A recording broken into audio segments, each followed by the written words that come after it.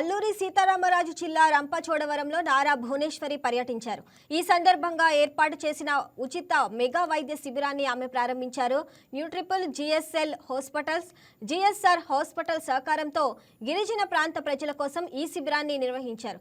దీనిలో 12 రకాల ఉచిత సేవలు నిర్వహిస్తారు. వైద్య శిబిరానికి గిరిజనులు పెద్ద సంఖ్యలో తరలివచ్చారు.